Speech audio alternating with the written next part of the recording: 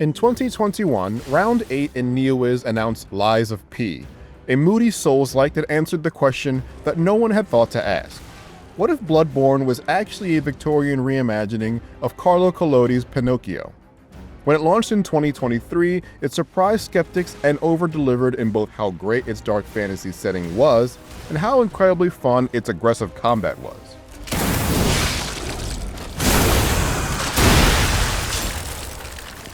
Two years later, I got to spend some quality time with Overture, the ironically named encore of an expansion to the hit action game. And even though I didn't get to see much more than around an hour of the first stage and the new boss memories mode, it was apparent very quickly that the South Korean team is poised to overachieve yet again.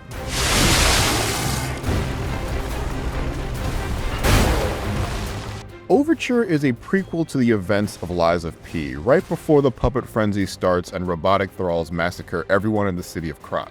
But as it turns out, many of the ideas for settings, weapons, etc. were actually meant for the base game, but got cut out to keep the original release from being too bloated.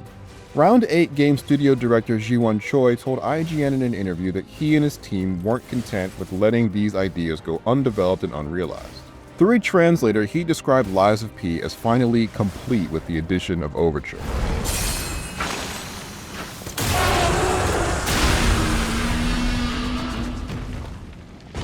Lies of P has always been associated with Bloodborne, mostly because of how it looks, but also because combat in both games adheres to Souls-like traditions, but forego key behaviors like blocking. Even releasing a big DLC well after launch to put a bow on the original project has become a From Software signature at this point. But Choi's team embraces the comparison. Quote, "It's an honor to be compared to From Software," end quote. He added that it motivates the team to make something that can clear the high bar of expectation, and they can only hope that they did that with Lies of P, and will continue to do so in Overture. The first steps you take back in the boots of the titular character P is into the snow-packed region around the Krat Zoo, a building your disembodied guide Gemini seems very confused to see standing and not a pile of embers. Yes, it is. That's Krat Zoo. How in the blazes? And I mean that literally. The zoo burned down a long time ago. Story details are light, and the developers are staying tight-lipped about anything we haven't seen so far. After some preamble from your lantern cricket, it was very difficult not to spend a couple of seconds swinging around one of the brand new weapons in Overture. A gunblade that looks exactly like the kind Squall Leonhardt would have commissioned for himself. This is one of the few new weapon types I chopped my way through this frozen menagerie with, on top of new weapons from existing types, and a pair of new, very cool Legion arms that did very different yet very effective kinds of ass-kicking. The Pale Knight, as the gunblade's called, was my main weapon against the ergo-poisoned monsters both on the outskirts of the zoo and within its walls. It has the weight and attack pattern similar to a greatsword, but its heavy attack pulls the trigger, and the double-barreled firearm attached sends lead screaming at foes. The recoil of these shots push P around, so it can be useful when mixed in with light attack strings to remain evasive. A trick I learned far too late in my demo was that you could actually fire the weapon again to rocket yourself back towards the bad guys for a big follow-up attack. So basically, it's the coolest weapon ever made. Another new weapon type I dabbled with is the bow, the first completely ranged weapon in the series. It felt perfect for poking smaller enemies from afar, but felt pretty incapable of making a reasonable mark on larger foes. I think with time, there's probably a way to exploit its perfect draw mechanic to menace all sorts of baddies from downrange, but I couldn't manage it in the hour I had. Another new weapon type I wish I spent more time with were a pair of long claws that shredded enemies with the kind of fury that is usually reserved for the best there is at what he does.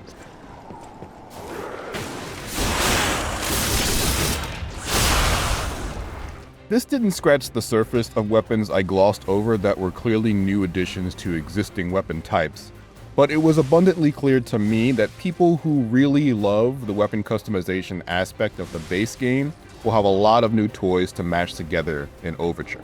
The new Legion arms I tried out also made great additions to P's kit. My favorite was yet another gun, double-barreled and chargeable to moderate the kind of force spread and impact on the bad guys.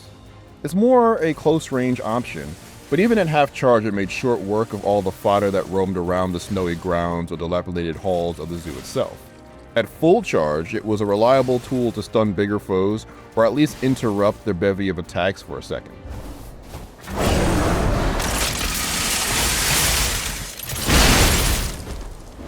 I came to the second arm late in the demo, but it was certainly a strong offensive option in its own right.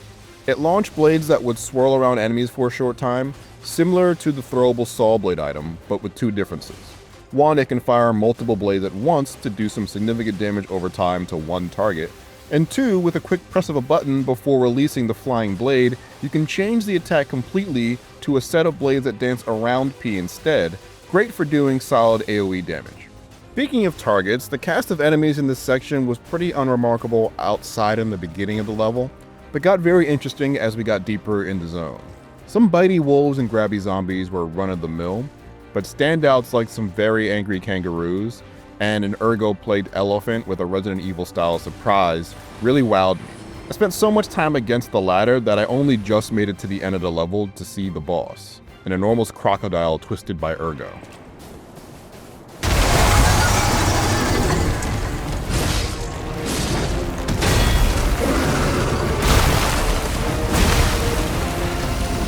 On that note, bosses will get a new focus in the patch for the base game that will accompany Overture with two new game modes, Battle Memories and Death March. Death March is a straight up boss rush, allowing you to make a playlist of at least 3 bosses and attempt to take them all down in one go. Battle Memories, meanwhile, allows you to return to old boss fights and attempt to beat them again, now in up to 5 different tiers of difficulty, each tier increasing some unique stats that these bosses gain in this mode. Rewards for conquering these tiers has been hinted at, but not elaborated on.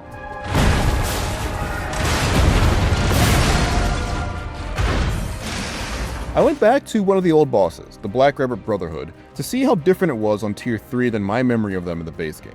The way they beat me and my rusty fingers to death didn't point out any real differences, but as with the rest of Lies of P, I'm sure teasing out the mystery comes with lots of experimentation.